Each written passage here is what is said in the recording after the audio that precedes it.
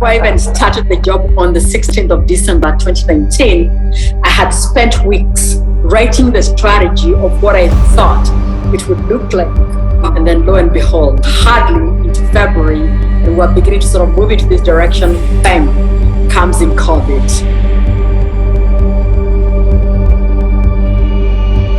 Volatile, uncertain, complex, and ambiguous. Nobody knew what this thing called COVID is. Is it going to last 3 months? Is it going to last 6 months? What is going to happen? COVID's finished and now all of our volatility is gone. I kind of twiddled my thumbs thinking, what do I do? I don't really know what I want to do next.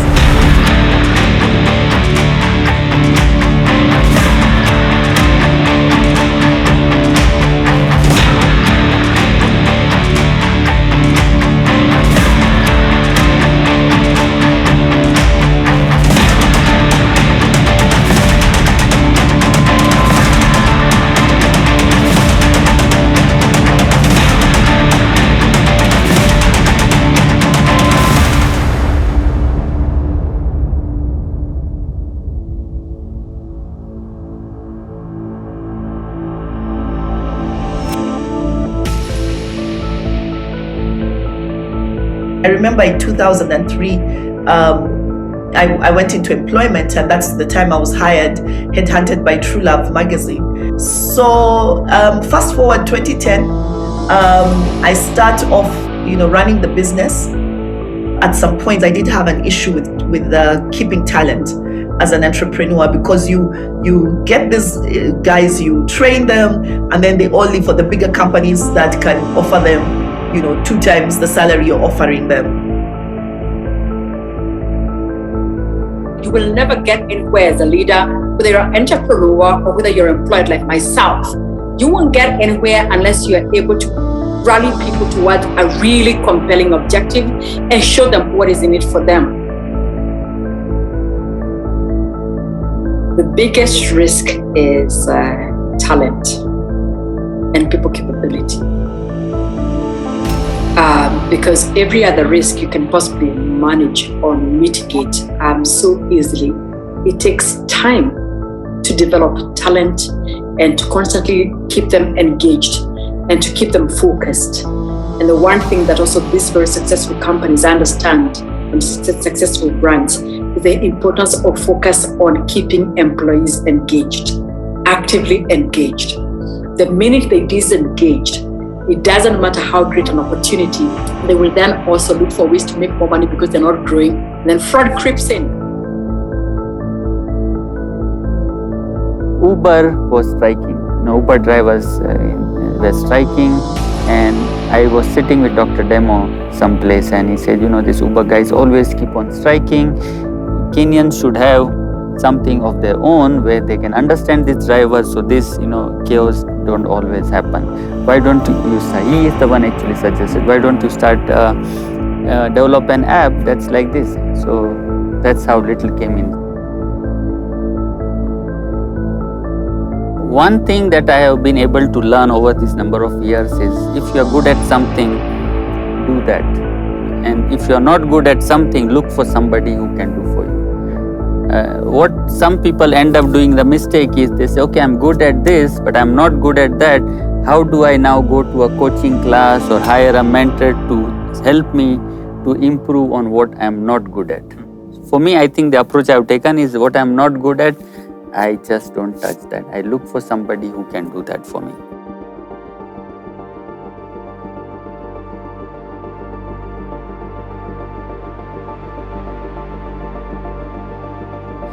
We wanted to launch this product with Safaricom. Actually, Dr. Demo said, let's go to Safaricom and maybe we launch this product with Safaricom. So I went, I remember that time it was Bob Colimo, and we met on Tuesday. So he thought the app was ready, and Dr. Demo was just coming in and said, now we are launching it. So without even asking, he said, oh yeah, everything is fine. So today's Tuesday, what about we do a launch on Monday? Yeah, we had some pieces here and there, but so that that Monday, then I was able to convince him, okay, give us about a week or so more. So I got about 3 weeks or so to actually finish the app. In those 3 weeks, we were literally sleeping in the office. And then the day came and we launched. So Bob Collymore is the one who launched with us. And obviously everyone knows Safaricom. So they thought the app was from Safaricom. We just said, okay, no problem. Because it helped us to scale up. Everyone thought it was Safaricom. So the adoption rate was quite good. Yeah, but they helped us a lot. So Dr. Demo helped us, Bob Collymore helped. Everybody in Safaricom actually helped us a lot. So the arrangement was that they would help us to promote the product, and they did that for the agreed number of years. Yeah. And then when that contract ended, I think we were big enough to continue running on our own. Collaborations have become very important for us, especially in the last 2 years. One of the challenges with partnerships is you ask yourself, if we put ourselves out there or we go into a partnership that just doesn't work. We've had some partnerships that were terrible, didn't work, and even untangling ourselves from those partnerships, became legal headaches that had to involve lawyers for us to disentangle. In Multichoice, we are also very careful about the partnerships and vendors, relationships that we get into, and we clean up consistently and hold people and vendors to a very strong, very high level of expectation. So I'm sure anybody who is on the platform is our vendor will tell you that we really do drive very high level of expectation. I know personally a lot of entrepreneurs who work together, husband and wife. Before we worked together after 2010, I had tried business in 2000, after 2000, and he was in business, and we tried to work together for about, I think it was about 3 years, and it was difficult. I can't lie. It was difficult. It was the first time we were working together. We had very different personalities. Bringing those personalities into a business, we were butting heads. The proof of a partnership is really in the pudding. You can do all the due diligence that you need to do, and you must do that beforehand, but the proof of it is actually in the pudding. And I think the other thing we need to watch out for in partnerships, especially as entrepreneurs, is that you know what you want to get out of this partnership. But a lot of times we enter business partnerships more concerned about my win. So partnerships work best where there's a win-win, a clear win-win for everybody. And both parties have to be invested in ensuring that you're walking away with a win, but your partner is also walking away with a win.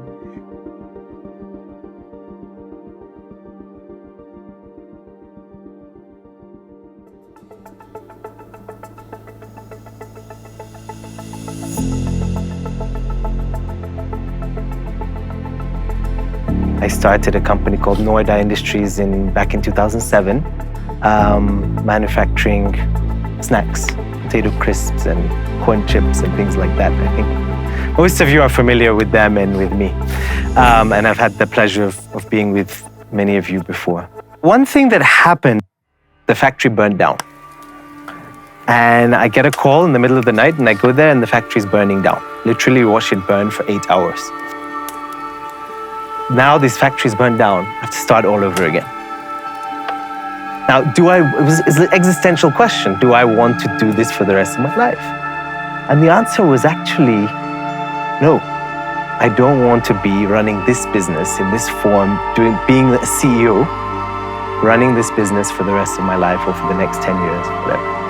I said, I'm going to leave Noida, the day-to-day running of Noida, in a year's time. I'm going to rebuild it because too much went into it and I want to see it thrive and succeed.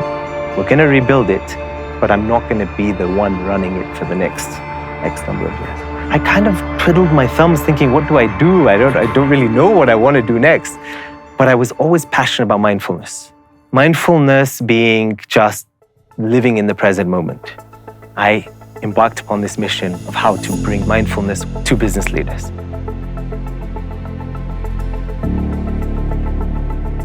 People talk about mental health. Me, I talk about mental stamina. When athletes practice to build muscle, that's what you have to do. Your brain has to be strong, because when you're hit with a lawsuit, for instance, that you didn't see coming, you know, your employees maybe take you to court, or you're hit with KRA comes and demands, you know, millions of shillings in taxes from you. Some of those things are really hard to cope with, because you have a belief, you have a dream, and you're trying to meet a need that you know exists in the market, and you're trying to do business ethically with integrity, and you're trying to provide employment, and then you face all these challenges. So mental stamina became a very important thing for me to talk about, and for me, first of all, to work on myself to make sure that I have the strength and the resilience to be able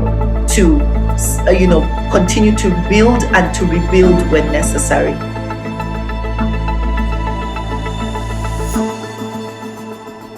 For any of these, transformative appointments, there will be pressure around it. But you have to show up ready to take on that pressure. You have to build such strong power within you as far as mental strength is concerned, your physical strength, and your spiritual strength. All of us have that ability to build the mental capacity to say, I will show up every day, capable of confronting and taking on any challenge. There is a time when you have absolutely no control.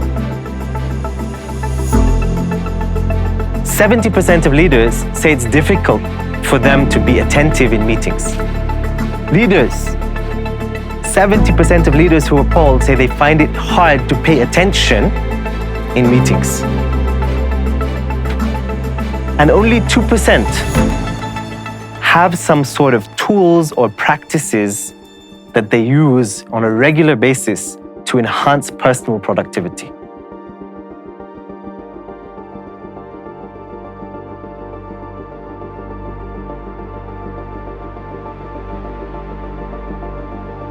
So with tech becoming more and more pervasive, I think what's happening is, tech is becoming now the part of the business. Before some years, maybe this was a software company and his job was to do a software business.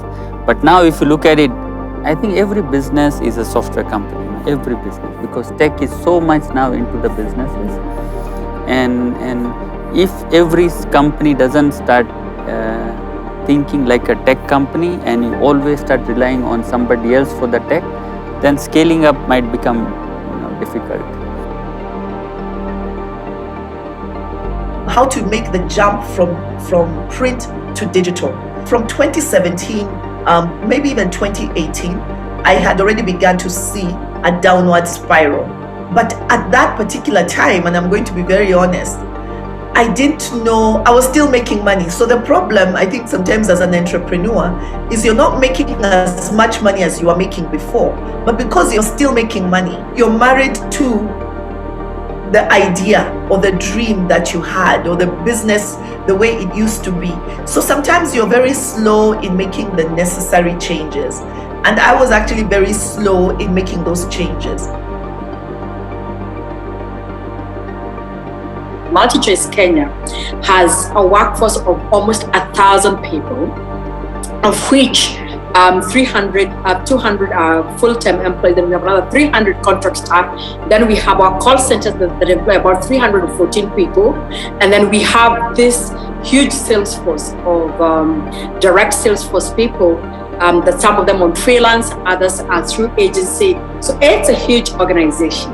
And you can't run and move fast unless you adopt technology. And therefore, my current mandate is to drive transformation of the business to address the internet opportunity that we have for us to be able to grow our OTT products, for the top products, which is Showmax and DSTV streaming, and evolve into real digital and mobile world as we know it today. From 2018, we could see the waves are coming.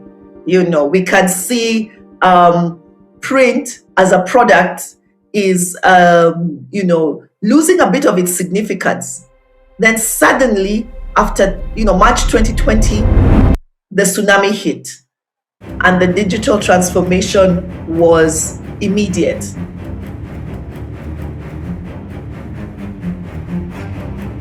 Multichoice Kenya, before I even started the job on the 16th of December 2019, I had spent weeks writing the strategy of what I thought it would look like, crafting and rewarding the mission, the vision, and the rallying call, and then lo and behold, so we come and put together this great strategy, and hardly into February, and we're beginning to sort of move into this direction, bang, comes in COVID.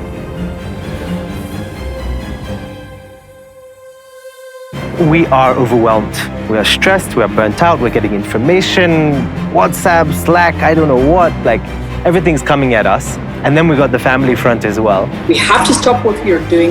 We have to send people to work from home. And immediately there was a complete mere distraction to business.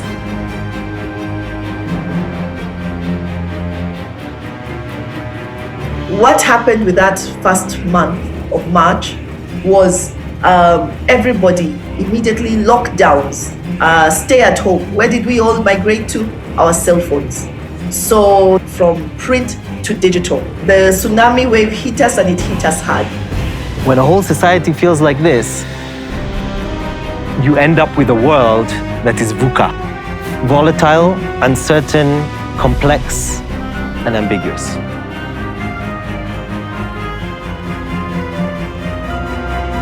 Nobody knew what this thing called COVID is, right? Is it going to last 3 months? Is it going to last 6 months? What is going to happen? And so the fastest thing was took out all my savings, children's school fees for university, all of that, and pumped it into the business to keep it going. It's that anticipatory anxiety and stress. How do we react?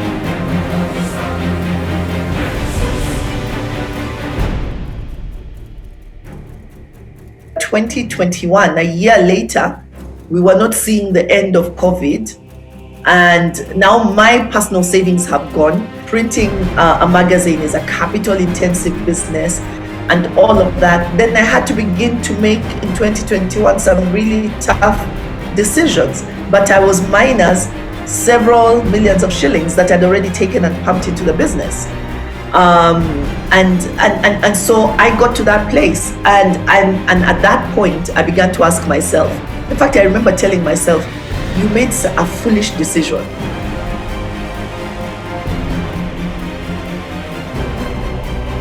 A lot of entrepreneurs actually, I know, don't go and speak to their investors anymore because they're fearing that the investor will go after them for the money. You've lost the money, move on.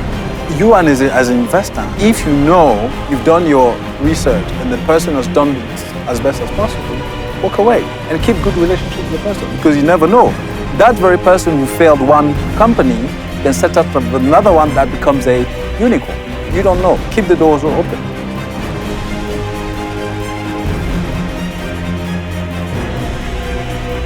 But the question is, how do we overcome the challenges that we are going through as entrepreneurs?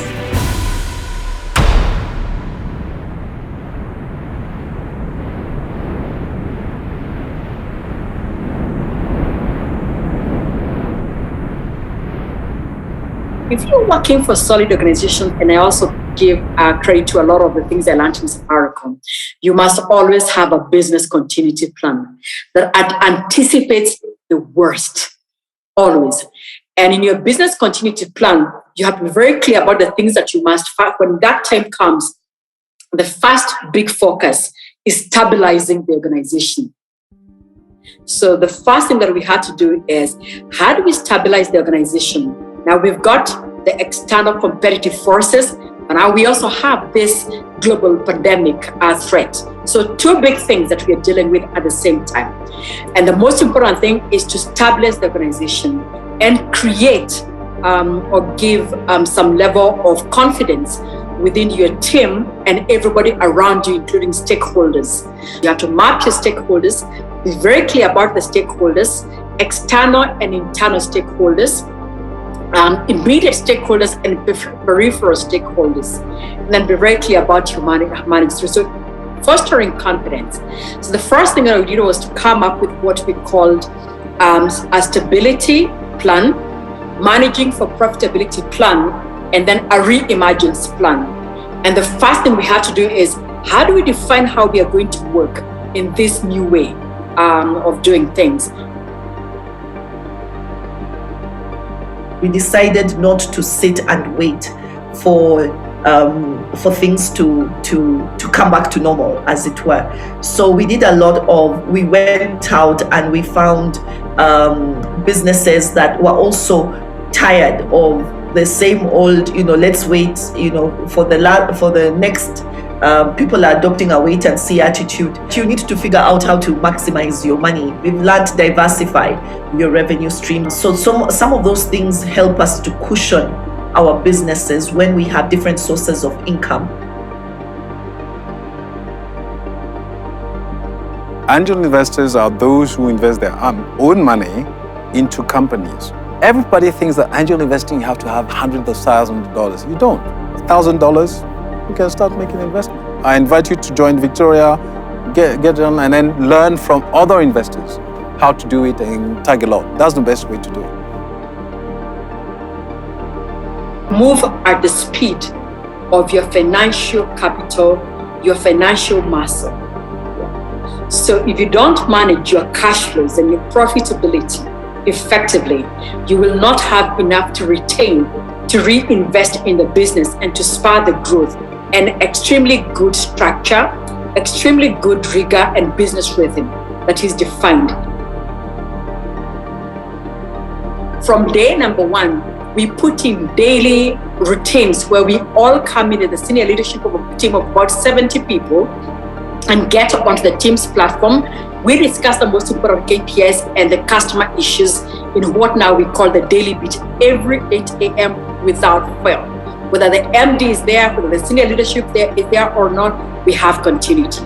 We were still able to involve and get everyone, including our partners, including our installers, including our dealers, to come into the Teams meetings, and we would then drive the business purely through virtual collaboration and digital collaboration. But it's not enough to stabilize the organization, you have to drive growth. COVID allowed us to be compassionate leaders or just increase our compassion levels. But also it was a wonderful time in terms of helping us to know that we don't need to know all the answers and that we can have buy-in and we can also change our businesses or business models, because the reality on the ground is you could even actually be very busy churning out products and all of that, but not making money. So there's a lot of things that we need to look at, from the input of our employees, from the input of our customers. They just drop you an email and they say, have you considered this? So there was a lot of learning that we were getting also from the community, whether it was within the business, but also outward. And that's what led actually to the launch of Pivoting in Heels, which now became the COVID baby, our COVID baby. In little, we wanted to get into the payment space, but how do you start getting the customers stick to you? Yeah. And for us, the anchor product in the whole ecosystem was rides. Yeah. So what we realized is, especially in Kenya, if you want to get into the payment space, and I have a lot of respect for Safaricom, they really work very hard, but anything that a Kenyan will do into the payment space, they end up in M-Pesa. Yeah. So how do we change that behavior for a customer to give us an opportunity? I'm not saying I want to, take over the market, but at least give us an opportunity in that space.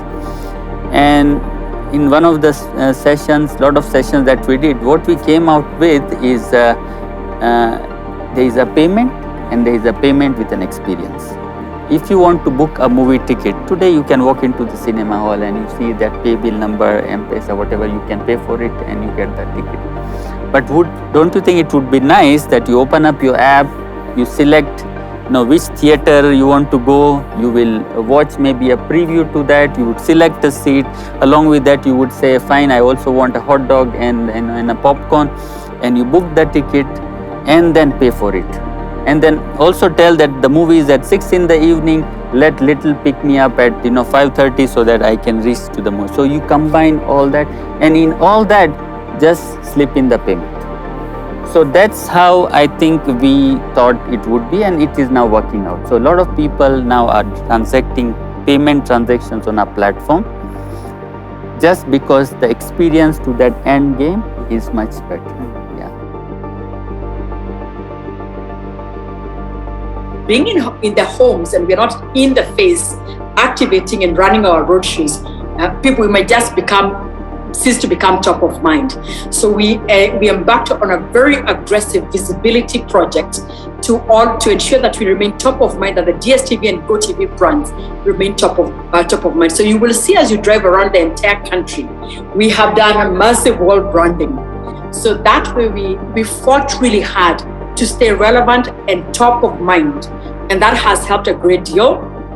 And of course, driving campaigns that were connecting with customers.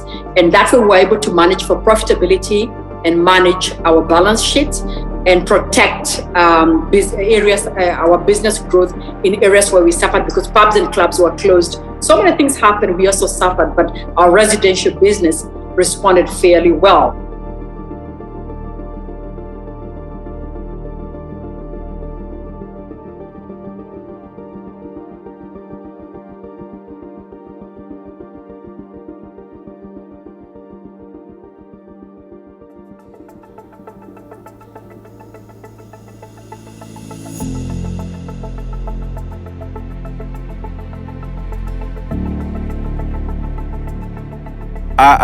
I tend to say in emerging market, a lot of people are asset rich but cash poor. So when you ask somebody to fork $100,000 equivalent, you have to sell something to give you, right? A land, a property, or a Range Rover or whatever to give you, right? Whereas in other economies, now I would say Nigeria, South Africa, Egypt for sure, they drop it. You need to encourage, high net worth entrepreneurs here to be more cash liquid and asset rich. I wish a lot more corporates who have decent money could set up basically investing arms. Like get people who know how to make investment and they can do it strategically for you. I can mention Korea Capital was doing, Chandaria is doing a lot, and a few other ones, but I think we need a lot more.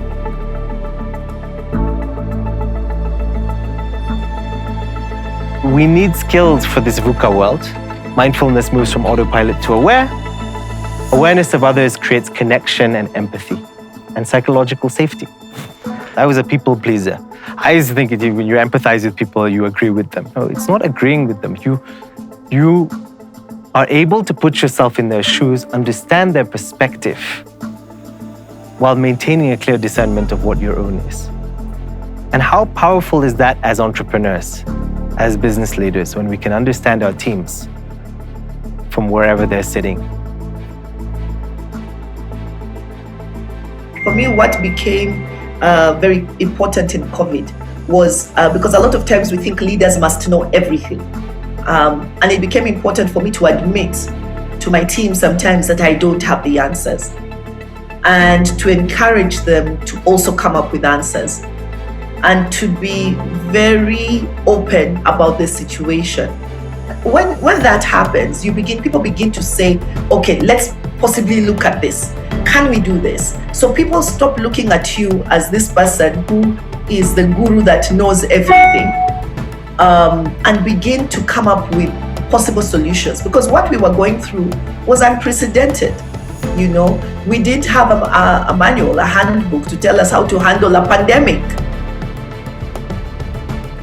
The whole company culture is, both for craft and as well as little, is we like putting ourselves into problems.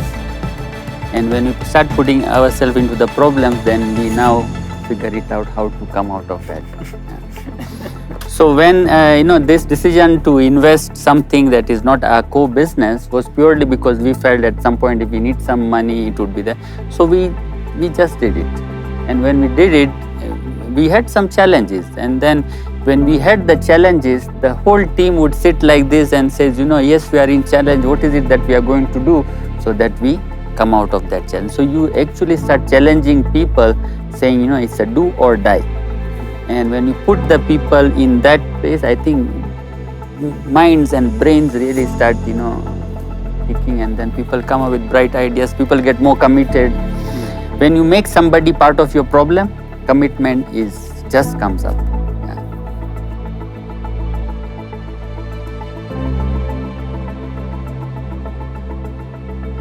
Take charge of your time. Use every day, every minute, every single day, inch by inch, doing things that are moving things forward. Inch by, nothing happens overnight.